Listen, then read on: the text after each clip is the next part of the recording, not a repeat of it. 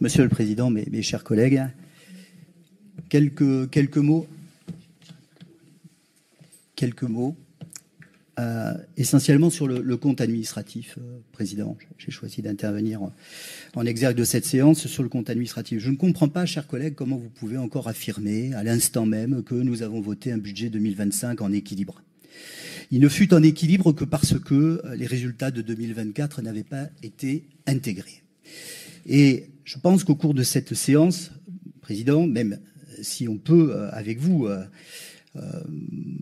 tomber d'accord sur le fait que beaucoup de départements sont dans des situations difficiles, que nous n'avons plus de levier fiscal, que les dépenses sociales augmentent, tout ça est une réalité à laquelle nous sommes confrontés comme d'autres départements, mais ici, il s'est passé au moment du vote du budget quelque chose qui, de mon point de vue, est assez inédit. Je ne peux pas croire, et je le redis puisque je l'ai dit au moment du vote du budget, que vous ne saviez pas quelle serait l'ampleur, au moins dans les grandes lignes, si ce n'est à l'euro près, mais quelle serait l'ampleur du déficit sur la partie du compte administratif de 2024. C'est donc parce que ces résultats déficitaires ont été fort opinément mis sous le tapis que le budget qui a été présenté est un budget artificiellement en équilibre. Et donc, je souhaiterais qu'au cours de cette séance, on puisse répondre à cette question. Pourquoi, au moment du vote du budget, nous n'avons pas eu la réalité de la situation du compte administratif? Et je vous reprendrai les débats du budget. Je pense avoir largement insisté sur cette question au moment du vote. Vient une seconde question fondamentale au cours de cette séance, à laquelle il faudra aussi répondre. Comment comptons-nous, au mois de juillet, à demi-exécution du BP voté pour 2025, comment comptons-nous désormais intégrer ces résultats? Que va-t-il se passer? Avons-nous, j'en doute, sur 6 mois d'exercice, la capacité à intégrer ce déficit? Ça paraît peu probable. Devrons-nous faire appel à l'extérieur ou à la tutelle de l'État, je ne sais pas, pour résoudre un certain nombre d'équations budgétaires qui aujourd'hui ne sont pas plus résolues?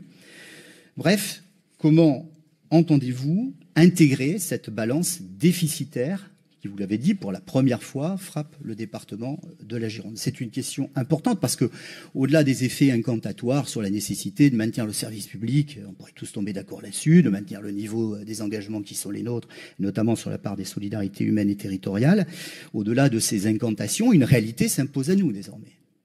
C'est celle des chiffres et du déficit que nous enregistrons, déficit historique.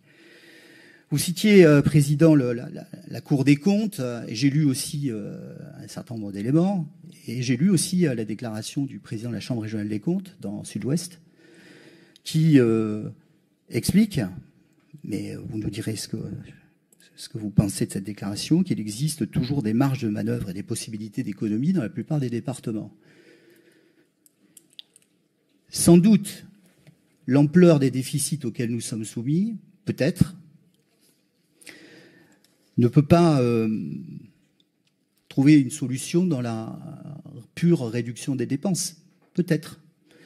Mais encore faut-il fournir, comme ça a été demandé sur les bancs de Gironde Avenir depuis presque 2 ans maintenant, des éléments précis sur ce qu'il est possible de faire sur la part des politiques volontaristes, la part du droit commun, pour qu'on puisse les uns et les autres partager ce constat, ce qui pour aujourd'hui, en tout cas à l'heure où je m'exprime, n'est toujours pas fait, et qui semble malheureusement une occasion peut-être ratée d'aller au fond des politiques publiques, peut-être plus en amont.